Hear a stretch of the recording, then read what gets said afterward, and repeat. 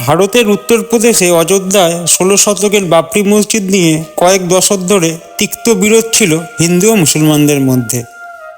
মসজিদ নির্মাণ নিয়ে দুই সম্প্রদায়ের দাবি ও অভিযোগের মধ্যে আছে বিস্তর ফারাক। ইতিহাস বর্ণনাতেও আছে বহু অমিল। রামায়ণ খ্যাত অযোধ্যা শহর ভারতের উত্তরপ্রদেশ রাজ্যের ফৈজাবাদ জেলায় অবস্থিত। তারই কাছে রামকোট পর্বত। ইতিহাস বলছে ১৫২৮ সালে সেখানে সম্রাট বাবরের আদেশে একটি মসজিদ নির্মাণ করা হয়, যে কারণে জনমুখে মসজিদটির নাম হয়ে যায় বাবরি মসজিদ।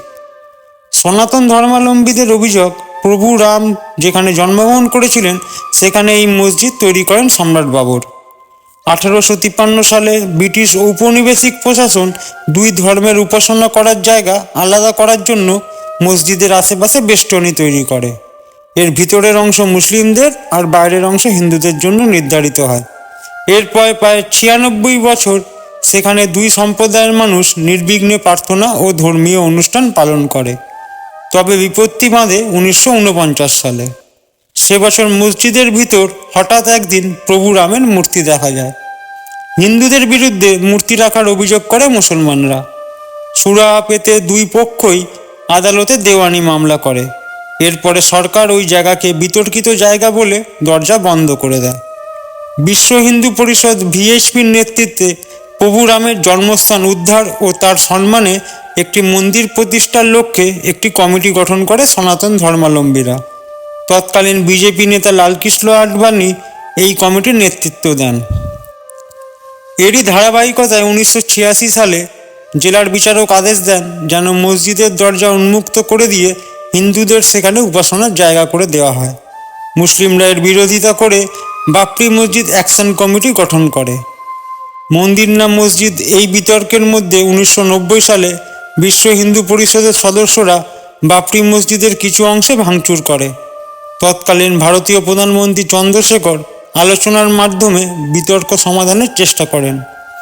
কিন্তু পরের বছর বিজেপি উত্তরপ্রদেশে ক্ষমতায় এলে আবারও উত্তপ্ত হয়ে ওঠে পরিস্থিতি।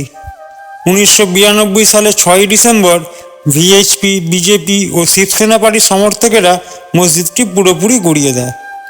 এতে ভারত জুড়ে শুরু হয় দাঙ্গা, মারা যায় ২০০০-এর বেশি মানুষ।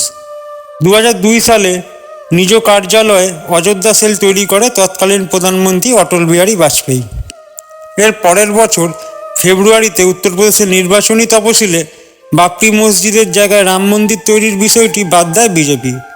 এতে ক্ষোভ জানিয়ে ১৫ই মার্চের মধ্যে মন্দির নির্মাণ কাজ শুরু করার ঘোষণা দেয় ভিএইচপি। শত শত স্বেচ্ছাসেবক জড়ো হয় বিতর্কিত জায়গায়।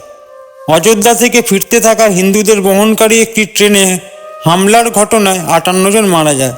ওই হামলার জেরে গুজরাতে হওয়া দাঙ্গায় প্রায় ২০০০ মানুষ প্রাণ হারায়। ধর্মীয়ভাবে পবিত্র জায়গাটির মালিকানা কার তা নির্ধারণে হাইকোর্টের ৩ জন বিচারক শুনানি শুরু করেন ২০০২ সালের এপ্রিলে। আদালতের নির্দেশে নৃতত্ত্ববিদরা গবেষণা শুরু করে এবং গবেষণায় প্রকাশিত হয় যে মসজিদের নিচে মন্দিরের চিহ্ন রয়েছে। কিন্তু মুসলিমরা এই দাবির সত্যতা নিয়ে প্রশ্ন তোলেন।